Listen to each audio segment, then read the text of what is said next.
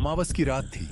गांव देहात के स्टेशन अक्सर ऐसे ही होते हैं, न ज्यादा रोशनी न ज्यादा आवाज, बस एक अजीब सा सन्नाटा जो इंसान को अकेलेपन का एहसास दिला देता है। स्टेशन की पीली बत्ती बार बार झपक रही थी, हवा में ठंडक थी और चारों तरफ सन्नाटा पसरा हुआ था।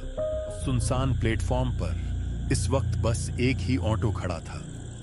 ऑटो के पास खड़ा था राजू, सीधा साधा सांवला सा चेहरा, सर पर बंधा हुआ गमछा और आंखों में दिन भर की थकान। राजू ने अपनी घड़ी देखी। रात बहुत हो गई है, अब तो कोई सवारी नहीं आएगी। अमावस की रात है, आज जल्दी घर निकल जाना चाहिए। वो ऑटो की सीट पर बैठा, चाबी हाथ में ली, फिर प्लेटफॉर्म की तरफ देखा। तभी लाउडस्पीकर पर आवाज आई, यात्रियों से अनुरोध है, छपरा से आने वाली, जलगांव को जाने वाली आज की आखिरी ट्रेन कुछ ही देर में प्लेटफॉर्म नंबर 1 पर पहुंचेगी। अच्छा, आखिरी ट्रेन है, क्या पता कोई सवारी मिल जाए, 2-4 रुपए ऊपर हो जाएंगे। राजू थोड़ा सीधा होकर खड़ा हो गया।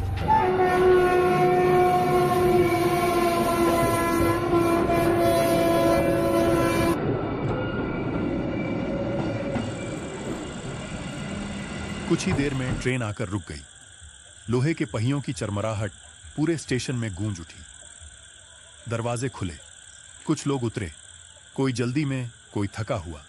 उन्हीं में से 2 लड़के थोड़े अलग नजर आ रहे थे। एक था अमित, दूसरा सुमित। दोनों शहर से आए हुए, कंधों पर बैग, आंखों में उत्सुकता और चेहरे पर एडवेंचर का जोश। अजीब स्टेशन है, एकदम सुनसान। यही तो मजा है, गांव, सन्नाटा, असली फील। अरे 8 बजने वाले हैं, अब आगे क्या करेंगे? दोनों ने स्टेशन के बाहर झांका। कोई टैक्सी नहीं, कोई बस नहीं, बस एक पुराना सा ऑटो। चल उसी से पूछते हैं।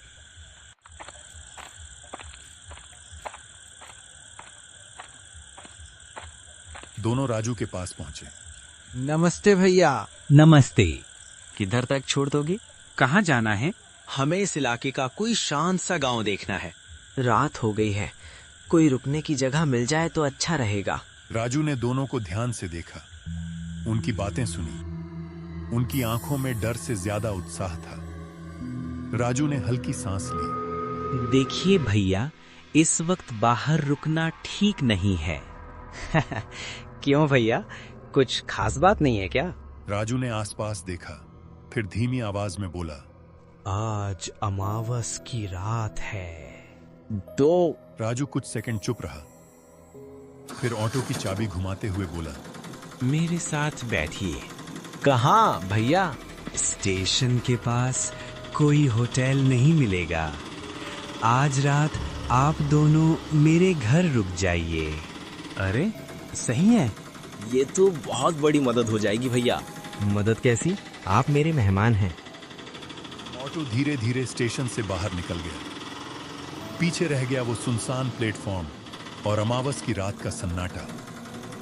ऑटो के चलते ही राजू के चेहरे पर एक अजीब सी चिंता साफ झलकने लगी। इन दोनों को क्या पता ये रात कितनी भारी है। ऑटो अंधेरी सड़क पर आगे बढ़ता चला गया और इसी के साथ शुरुआत हो चुकी थी एक ऐसी रात की जो किसी की जिंदगी हमेशा के लिए बदलने वाली थी। ऑटो में कुछ देर तक कोई कुछ नहीं बोला। आखिरकार अमित ने ही चुप्पी तोड़ी। वैसे भैया, आपका नाम क्या है? राजू। आप यहीं रहते हो? हाँ, यहीं पास के गांव में। कुछ सेकंड की खामोशी के बाद सुमित ने धीरे से पूछा, आपने स्टेशन पर कहा था कि आज बाहर रुकना ठीक नहीं है, ऐसा क्यों? राजू ने ऑटो की रफ्तार थोड़ी कम कर दी। क्योंकि आज अमावस है। अरे भैया, अमावस से क्या फर्क पड़ता है? राजू ने साइड मिरर में दोनों को देखा। शहर में शायद फर्क नहीं पड़ता, गांव में बहुत फर्क पड़ता है। ऑटो एक कच्ची सड़क पर मुड़ गया। मतलब? हमारे बड़े कहते हैं कि अमावस की रात कुछ चीजें ज्यादा आजाद हो जाते हैं। किस तरह की चीजें? राजू ने गहरी सांस ली। जो दिखाई नहीं देती पर होती जरूर हैं। भैया, आप तो हमें डराने लगे। राजू ने जवाब नहीं दिया। बस सड़क पर नजर जमाए रखी। कुछ ही देर में ऑटो एक छोटे से घर के सामने रुक गया।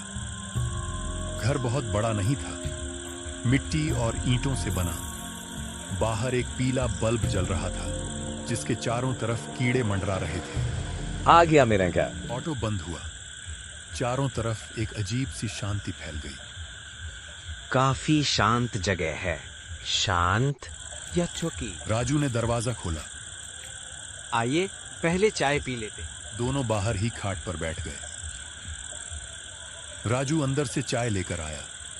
भाप उठती चाय ठंडी हवा में और तेज दिख रही थी। आप यहीं रहते हो?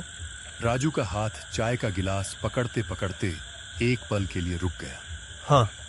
आपका परिवार नहीं है क्या राजू भाई? राजू ने सिर झुका लिया।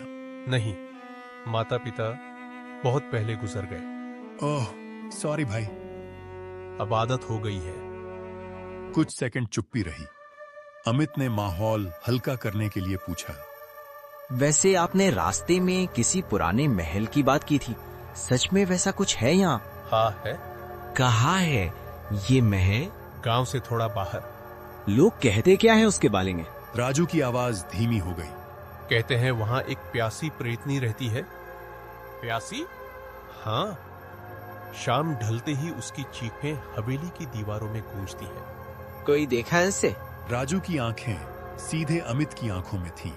एक आदमी गया था, फिर अगली सुबह वही आदमी हवेली के बगल वाले श्मशान में पड़ा मिला। सुमित के हाथ से चाय का गिलास थोड़ा सा हिल गया। मजाक कर रहे हो ना? नहीं, उसके बाद से कोई दिन में भी उस तरफ नहीं जाता। गांवों में ऐसी बातें चलती रहती हैं। राजू कुछ नहीं बोला, बस अंदर उठ गया। आप लोग चाय पीजिए, मैं खाना बना लेता हूँ।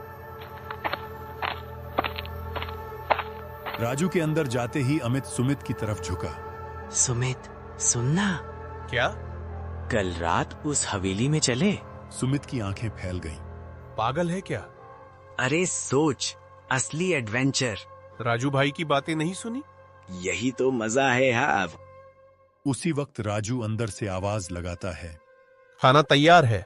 दोनों चुप हो गए। खाने के दौरान अमित ने फिर पूछा, राजू भाई, कल हमें कोई घूमने लायक जगह दिखा देना। मैंने तो बता दिया, पर मेरी बात मानो, उस हवेली के पास भी मत जाना। अगर गए तो वापस आना आपके हाथ में नहीं होगा। कमरे में एकदम सन्नाटा छा गया। सो जाइए, कल लंबा दिन है। दोनों कमरे में आ गए।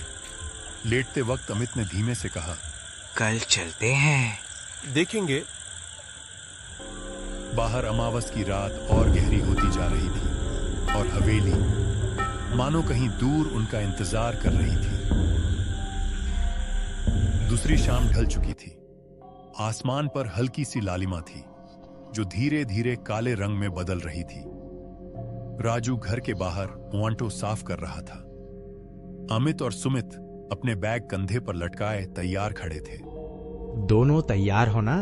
हाँ भैया, सब ले लिया है। राजू ने एक बार दोनों के चेहरे देखे।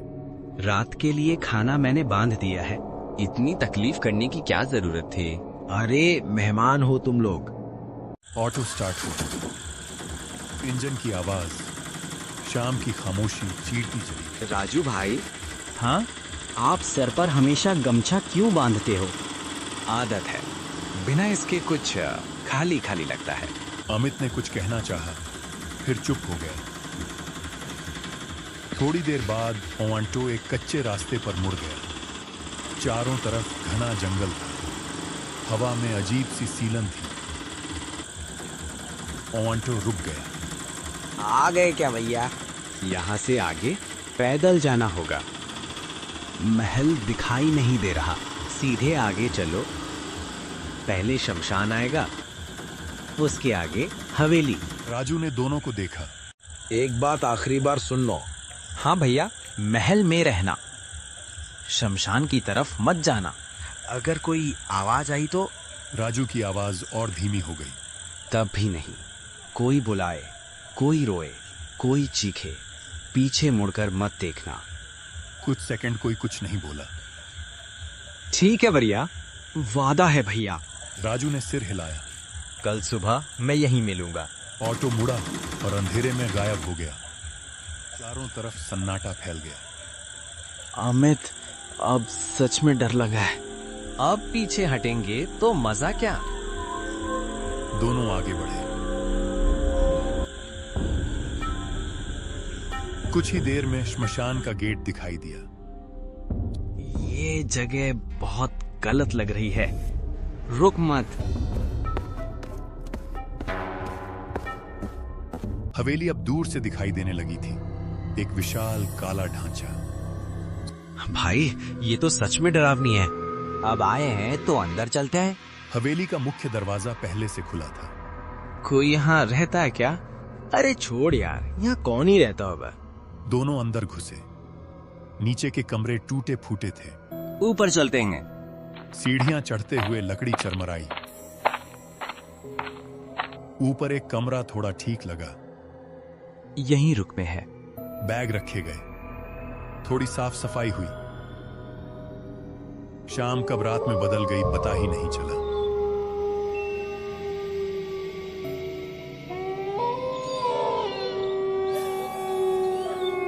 भूख लग रही है, चल खा लेते हैं। खाना खाकर दोनों लेट गए। हमें हाबुल, अगर कुछ हुआ, कुछ नहीं होगा, सो जा। धीरे धीरे दोनों सो गए। रात के सन्नाटे में अचानक अजीब आवाज आई। अमित की नींद खुल गई। ये आवाज। सुमित गहरी नींद में था। अमित उठ खड़ा। थोड़ा घूम लेता हूँ। टॉर्च जलाई। हवेली के गलियारों में चलते हुए अमित खुद से बड़बड़ाने लगा। डरने की कोई बात नहीं। तभी टॉर्च की रोशनी एक दीवार पर पड़ी। अमित ठिठक गया। ये यहाँ क्यों रखा है? दिल जोर जोर से धड़कने लगा।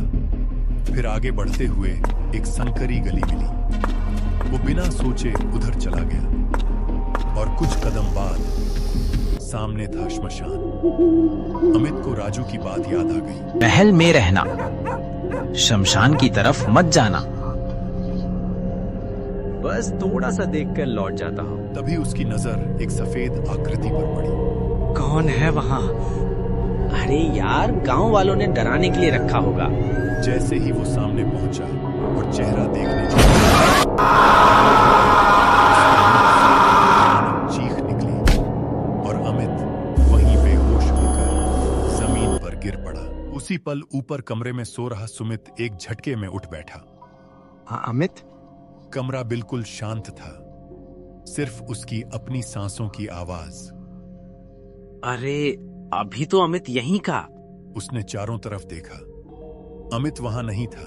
ये कहाँ चला गया? वो जल्दी से उठा, टॉर्च उठाई और कमरे से बाहर निकला। हवेली के गलियारों में अंधेरा और गहरा लग रहा था। अमित, मजाक मत कर यार। कोई जवाब नहीं। तभी हवा के साथ एक धीमी सी आवाज आई। सुमित। सुमित सिहर गया। ये अमित की आवाज थी। फिर वही आवाज, इस बार और साफ। सुमित, मैं इधर हूँ। पक्का वही है, डराने की कोशिश कर रहा है। वो आवाज की दिशा में बढ़ गया। जैसे जैसे आगे बढ़ा, हवेली खत्म और श्मशान शुरू हो गया। राजू की चेतावनी उसके दिमाग में गूंजने लगी। कोई बुलाए, कोई रोए, कोई चीखे, पीछे मुड़कर मत देखना। नहीं, अमित को छोड़कर नहीं जा सकता। श्मशान के बीच उसे अमित दिखा, जमीन पर पड़ा हुआ। हाँ अमित। वो उसके पास पहुंचा और झुककर बोला, उठ यार, ये मजाक का टाइम नहीं है। अमित हिला नहीं। अमित, आंख खोलना यार। तभी किसी ने पीछे से सुमित के कंधे पर हाथ रखा। उसका पूरा शरीर जड़ हो गया। धीरे धीरे उसने देखा और जो उसने देखा, उसकी आंखें फटी की फटी रह गईं। एक चेहरा जिसमें आंखें नहीं थीं, मुंह अस्वाभाविक रूप से खुला हुआ और सफेद कपड़े मिट्टी और राख से सने हुए। वो तुमको मना किया था, फिर भी आए। सुमित की चीख उसके गले में ही अटक गई। उसके पैरों से जैसे जान निकल गई और अगले ही पल वो भी अमित के बगल में बेहोश होकर जमीन पर गिर पड़ा। सूरज निकल चुका था। हवेली के पास एक ऑटो आकर रुका। राजू था। वो उतरा और चारों तरफ देखने लगा। ये दोनों अभी तक आए क्यों नहीं? काफी देर इंतजार के बाद उसका दिल घबराने लगा। मैंने मना किया था, वो कहीं। वो तुरंत गांव गया और 2-3 लोगों को साथ लेकर लौटा। कुछ देर की तलाश के बाद श्मशान के पास दोनों मिल गए, बेहोश पर जिंदा। उन्हें घर लाया गया। कुछ देर बाद अमित की आंख खुली। उसकी आवाज कांप रही थी। राजू भाई, वहां कोई था। सुमित भी होश में आया। मैंने पहले ही कहा था, वो जगह एडवेंचर के लिए नहीं है। माफ कर दीजिए राजू भाई। राजू ने धीरे से अपने सिर का गमछा थोड़ा और कस लिया। कुछ जगहें सिर्फ छोड़े जाने के लिए होती है और कुछ रातें याद बनकर नहीं, डर बनकर रह जाती है। राजू की नजर दूर हवेली की तरफ गई, जहां अब भी अमावस का साया ठहरा हुआ था।